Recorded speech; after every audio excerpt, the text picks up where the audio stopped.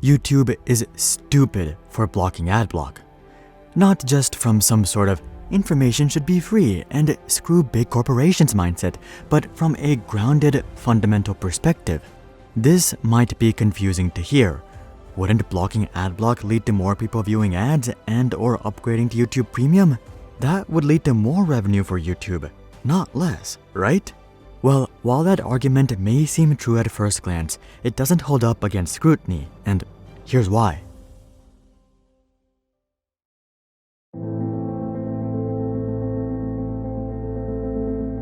First of all, let's establish just how popular AdBlock really is. As of 2021, 42.7% of internet users worldwide use AdBlock. This number is likely a good amount lower on YouTube because people tend to watch YouTube on mobile devices and TVs where AdBlock doesn't work, but the point still stands. AdBlock is extraordinarily popular. And when you combine this with the scale of YouTube, we're talking about hundreds of millions of people. YouTube literally has 2 billion monthly active users, so even something that affects only 10% of users adds up to 200 million people, much less 42.7%.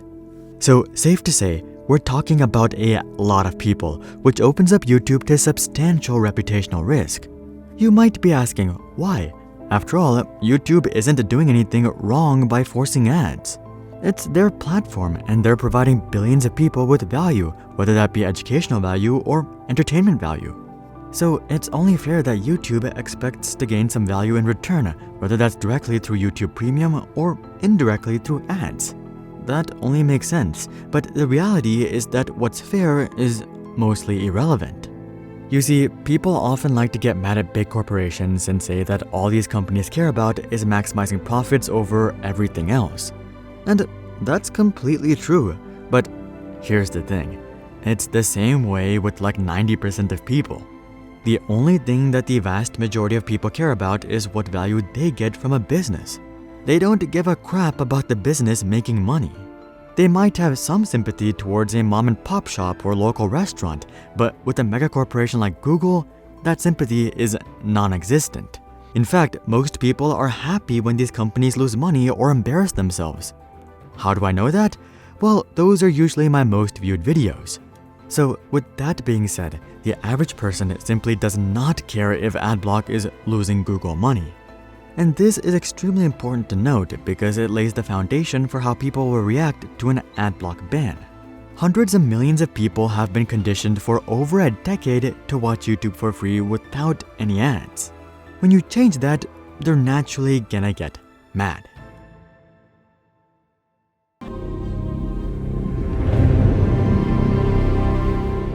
When hundreds of millions of users get mad, you start seeing substantial backlash against the company. But this doesn't manifest in the way that you might expect. It's not like people are gonna go throw fits on Twitter and make a scene. Wait, never mind, people are already doing that. But that isn't most people. Most people will never argue that AdBlock is good or that YouTube is wrong for banning AdBlock because, well, they know that it's mostly fair. But what people will do is hold a grudge that they express in several different ways, and the perfect example of this is Netflix. You've probably noticed that over the past 12 to 18 months, people have suddenly started to hate Netflix. If you read through YouTube comments about Netflix, you'd be convinced that the company is on the brink of collapse or something, which is absolutely not true.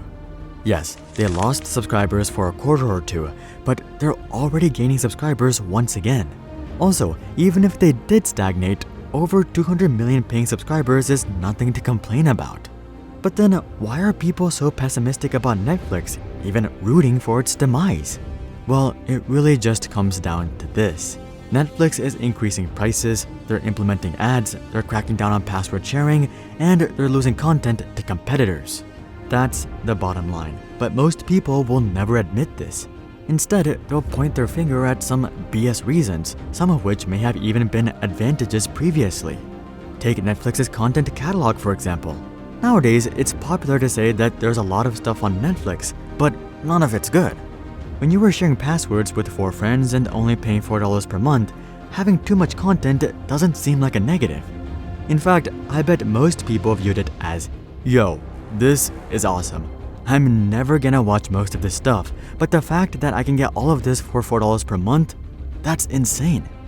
But when you have to pay full price, the attitude suddenly switches to, bro, I'm paying $20 per month and they can't even show me something that I wanna watch. What is this? It's the same Netflix in both scenarios, even the pricing is the same. The only difference is password sharing, but now it's the platform that sucks. The same sort of thing will happen on YouTube. Most people will never blame YouTube directly for blocking AdBlock, but they'll take out their anger on every other shortcoming of the platform, like the algorithm. It's no secret that YouTube recommends some random stuff from time to time. Normally, people take this pretty jokingly. They might go onto these random videos and comment, "Yo, the algorithm is drunk again." But when they're forced into buying YouTube Premium and the same thing happens, the attitude shifts to, dude, Google is a $1 trillion platform and they can't even figure out recommendations. This is unacceptable. People are naturally really good at finding justifications for their grudges.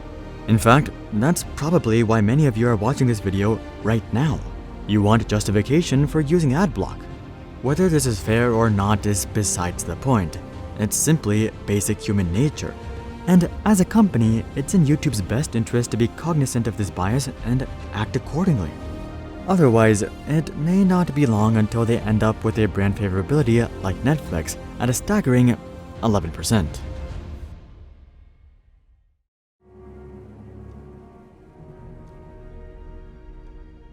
Putting the whole branding aspect of blocking AdBlock to the side, the reality of such bans is that they don't even work. The most classic example of a ban not working is Prohibition. Back in the 1920s, the US decided that it would be a great idea to ban alcohol, but this didn't stop people from drinking.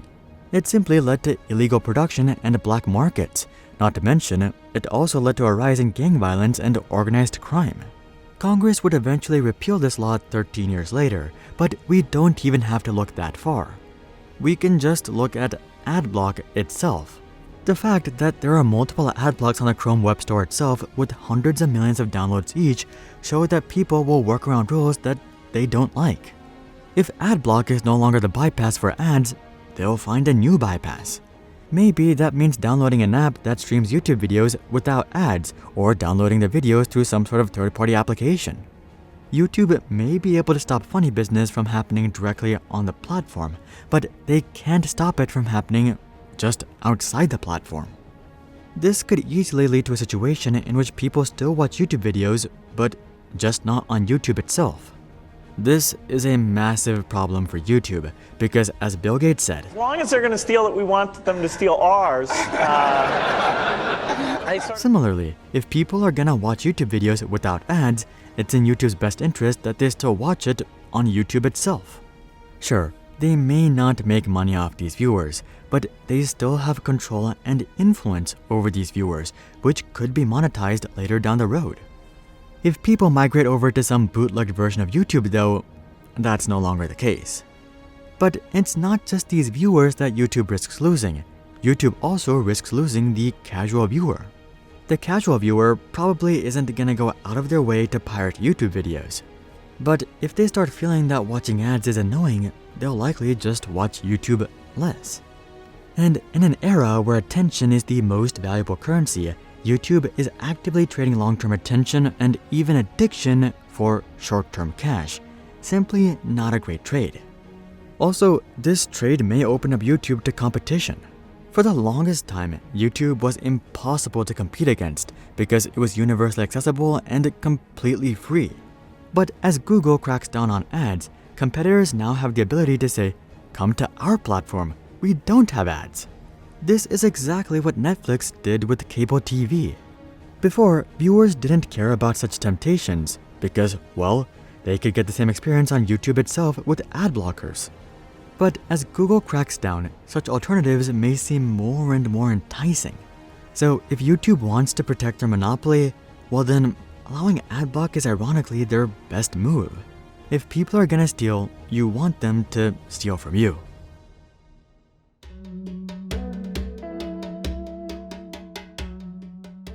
Okay, all of this makes sense from a theoretical standpoint.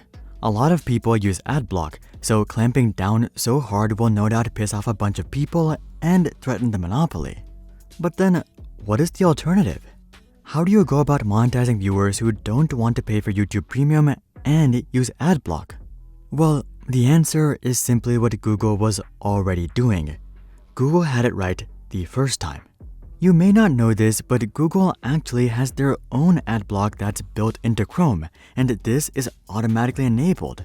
This likely seems super counterintuitive for an ad company, but this is the way. For any sort of sales effort, the number one priority is to get eyeballs. Only after that can you sell or monetize or whatever. Google understood this perfectly. Their number one priority was to get people to use Chrome. They didn't want ads to be the reason that someone chose Safari or Edge over Chrome. And this strategy worked out perfectly. Basically, everyone started using Chrome, and once everyone was on the platform, Google focused on monetization. But with this new AdBlock crackdown on YouTube, it seems like Google may have their priorities mixed up. Now, you may be asking, if Google never cracks down, how will they ever be able to monetize? Well, for that, we can just look at Google Search once again. There's plenty of ad blocks for Google Search ads as well, but Google didn't ban these or take them off the Chrome Web Store. Instead, they straight up just partnered with them. That's right, Google pays ad blocking services to whitelist Google-specific ads. This is why most ad blockers do not work with Google Search ads. These ad blockers are literally getting paid to show them, but they won't just show any ad. They only show ads that they feel are discreet and don't take away from the user experience because their reputation is on the line. If the ads are too annoying, people will simply blame the ad block for not being effective, not Google, and that's the genius behind the strategy. For a small fee, Google is able to run their ads without being the bad guy, and if people do get annoyed, it's the ad blocker that takes the heat. I think Google should have taken this same approach on YouTube. Now, you might be saying that this is misleading, and it is, but that's not the goal. The goal is not to trick people. The goal is to make the ad experience so good that it's not actually a negative. Ideally, people shouldn't even notice that the ad block isn't working. As such, the right strategy isn't to force people to watch ads by banning ad block. The right strategy is to make the ad experience so pleasant that people don't even feel the need to use AdBlock in the first place. Google understood this perfectly for the longest time, and they still definitely do. Though, with the recent crackdown, it looks like they're willing to take a gamble. They're essentially betting that people are so addicted to YouTube that they can force ads and get away with it. And they might be able to with this move specifically, but that's a slippery slope. If they can force us to watch one ad, why not make it 2, 3, 4, 5 ads? And before you know it, YouTube will be indistinguishable from cable TV. Is that where YouTube's heading? Only time will tell, but this is not a great first step, and that's why YouTube should feel stupid for blocking AdBlock. Google is clearly losing their cool, but someone who isn't is Microsoft. If you'd like to learn about how Microsoft gave up their ego, check out this next video. But until then, I'm Hari, and I'll see you guys on the next one.